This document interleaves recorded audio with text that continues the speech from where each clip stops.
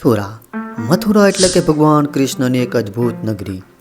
જી હા, મથુરાની અંદર ભગવાન કૃષ્ણએ તેમના બચપણમાં ઘણી ખરી લીલા કરેલી છે અને હજારો મંદિર મથુરામાં આવેલા છે. પણ આજના વિડીયોમાં આપણે વાત કરશું રમણ રેતી. રમણ રેતી એટલે કે ભગવાન કૃષ્ણએ તેમના બચપણમાં આ રેતીમાં આ ધૂળમાં આળોટતા.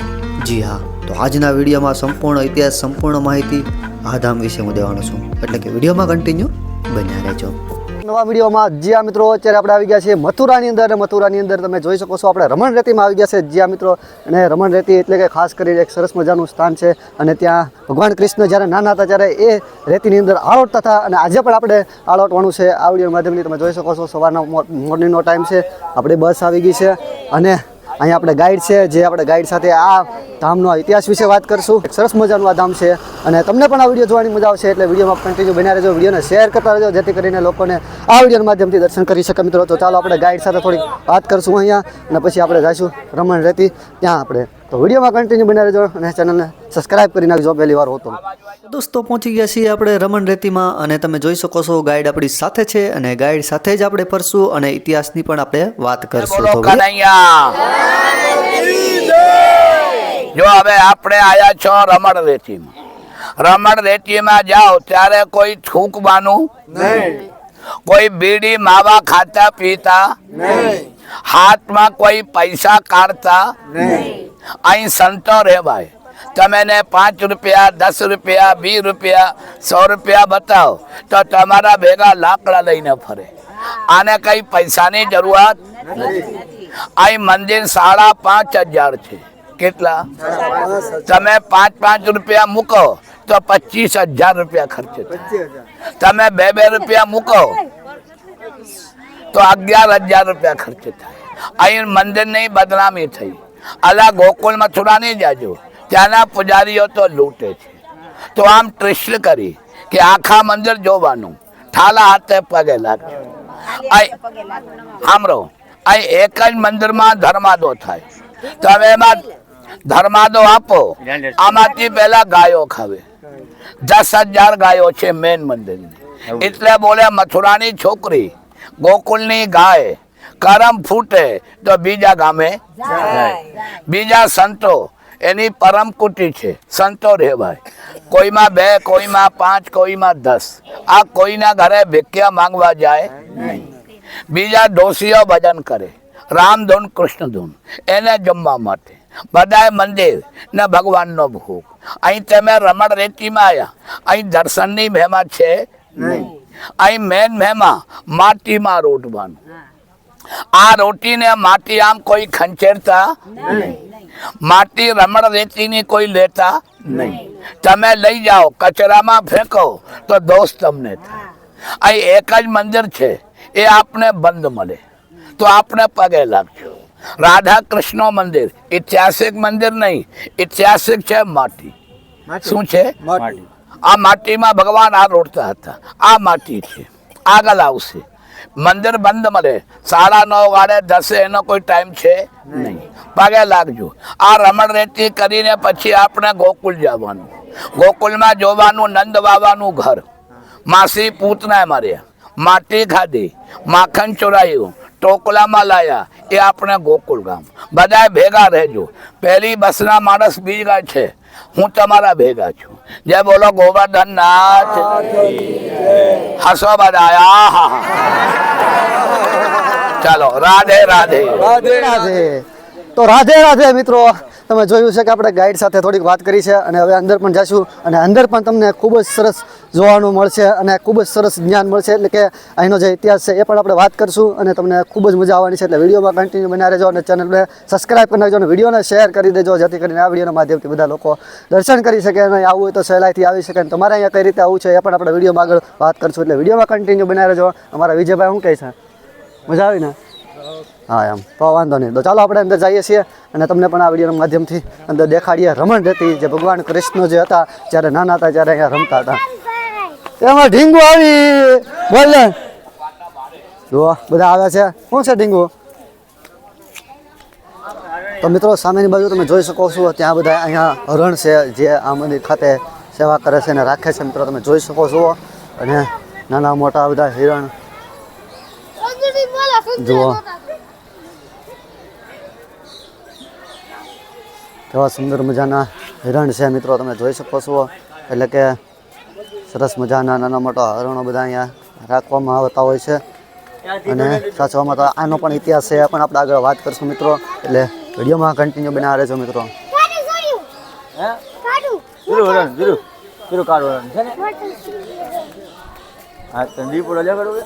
મિત્રો અહીંયા પણ તમે જુઓ નાના મોટા હરણો અહીંયા છે અને આમનો પણ ઇતિહાસ છે. આપણે વિડીયોમાં આમની વાત પણ જણાવશું. તો મિત્રો તમે જોઈ શકો છો આપણે અંદર રમેન્ડેટીની અંદર એન્ટર થઈ ગયા છીએ. તમે જોઈ શકો છો અહીં જે સમય છે એ બધો લખવામાં આવતો હોય છે અને આપણા બધા મેમ્બર બસના રાધે રાધે ગુંજી ઉઠ્યું છે, તમે જોઈ શકો છો. એટલે આવો નજારો મિત્રો તમને આવી જગ્યા એ જોવા મળતો હોય છે મિત્રો, તમે જોઈ શકો છો. તો ચાલો આપણે જઈએ છીએ રમેન્ડેટીની સામે, તમે જોઈ શકો છો. મંદિર બંધ રહેगा. જો સામેની તરફ તમે જુઓ સમય પણ લખેલો છે 12 થી 4 મંદિર બંધ રહે છે મિત્રો. અને તો મિત્રો તમે જોઈ શકો છો આખું મંદિર પરિસર છે અને સામેની બાજુ જે રેત છે કહેવાય છે, રેતનું ખાસ મહત્વ છે. એ રેતમાં જે ભગવાન કૃષ્ણ જ્યારે નાના હતા ત્યારે એ આ રેતમાં આળોતલા રમતાજી મિત્રો. અને આપણે જાણશું આમનો ઇતિહાસ વિશે પણ આપણે વાત કરીશું. તમે જોઈ શકો છો સુંદર મજાનો આ વર્ષે પણ ઘણો બધો ફેરફાર થઈ ગયો છે, એટલે ઘણું બધું ચેન્જ થઈ ગયું છે મિત્રો. અને અહીં સાંજના ટાઈમે હાથી એટલે કે ગણપતિ દાદા અહીંયા હાથી ખુદ આરતી ઉતારતા હોય છે મિત્રો. એવો નજારો હોય છે અને એ લાવો જોવામાં ખૂબ જ મજા આવતી હોય છે. એટલે આપણે મોર્નિંગના ટાઈમે છે એટલે એ નજારો આપણે નહીં માણી શકશું. એટલે આપણે આ મંદિરના દર્શન કરશું અને તમે જે રેતમાં જે ભગવાન કૃષ્ણનો જે આવડતા એ મહિમા પણ આપણે જાણશું. એટલે વિડીયોમાં કન્ટિન્યુ બનાવજો, વિડીયોને શેર કરજો, ચેનલ પર સબસ્ક્રાઈબ કરી દેજો. નવા આવો તો તમને નવું નવું જાણવા મળે.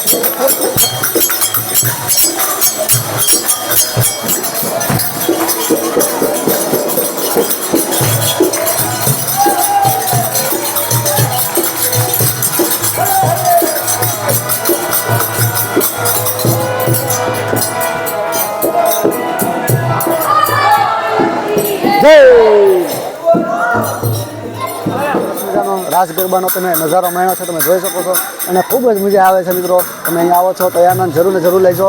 અને તમે જોઈ શકો છો આમ સરસ મજાનો શહેર છે મિત્રો. અને અહીંયા ભગવાન જે બધા ભગવાનો છે તેમની પ્રતિમાઓ લગાડેલી છે. અને અહીંયા તમે જોઈ શકો છો મહાદેવ ને પાર્વતી માતાની પ્રતિમા તમને જોવા મળશે, મહાદેવની. અને આ બાજુ ભગવાન કૃષ્ણની જે પર્વત ઉઠાવ્યો હતો તે પ્રતિમા તમને જોવા મળશે, તમે જોઈ શકો છો.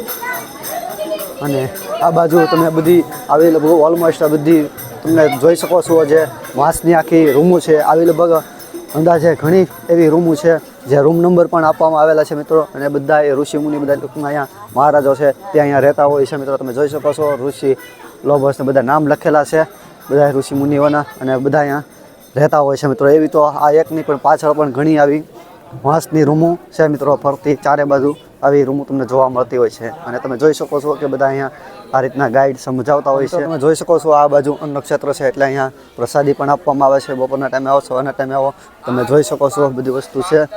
એટલે કે આ રેત એ છે કે જ્યારે ભગવાન કૃષ્ણ નાના હતા અને ત્યારે આ રેતમાં એ ખેલતા એટલે રમતા આળોટતા. એટલે કે આપણે પણ આ આળોટવાનું છે ને એનો મહિમા શું છે એ પણ આપણે આ વિડીયોના માધ્યમથી જાણશું મિત્રો. એટલે વિડીયોમાં છેક સુધી કન્ટિન્યુ બના રહેજો. અને આખો આ પરિક્રમા માર્ગ છે, તમે જોઈ શકો છો. આખા બધા રૂમ છે. ઓલી જે મેં તમને રૂમ કીધી જે એ પાછળ છે, એના વાંસની રૂમ જો તમને આ બાજુ જોવા મળશે. પાછળ પર સાઈડમાં બનશે, પાછળની સાઈડ પણ તમને જોવા મળશે. અને આ સાઈડ પણ છે, તમે જોઈ શકો છો. જો અહીં બધાને બેહવાનું છે, બેહીને આપણે ઘર બનાવવાનું. શું બનાવવાનું? ઘર સમજણ પડે? અહીં તમે ઘર બનાવો તો આ ઘર તમને પરલોકે પ્રાપ્તિ થાય. કઈ રીતે ઘર બનાવો એ મારે બતાવવાનું. તમે સાંભળજો. સમજણ નહીં પડે તો બે ફેરા મને પૂછજો, પણ તમે વાતો કરો તો સમજણ નહીં આવે. અહીં બેહો ત્યારે એટલી જગ્યા રાખજો આગળમાં, આમ નહીં બેસજો, દરેક જગ્યા. તો તમે જગ્યા રાખો તો તમે ઘર બનાવો. બેસી જાઓ. હે રાધે. બેન આગળ થઈ જાઓ, પછી સાંભળશો નહીં, જરીક આગળ થઈ જાઓ. ले भाई सोच लो. ओ भैया नीचे बैठो.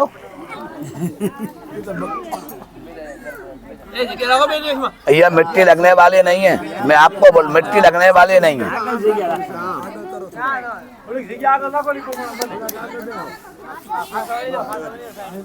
ए भैया ए बहन आम नहीं, आगे आओ. તમે શું કરો છો?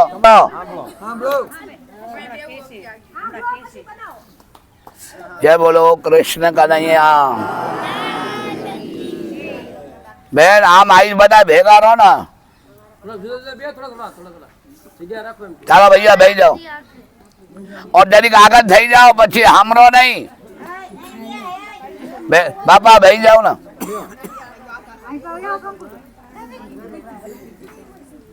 जो તમે ભડવાર હોય, બાણંદ હોય, પટેલ હોય, ગમે તે હોય, પણ હું ચિરતના બ્રાહ્મણ છું. તમે સાંભળો તો ખબર પડે. બેન બેસી જાઓ.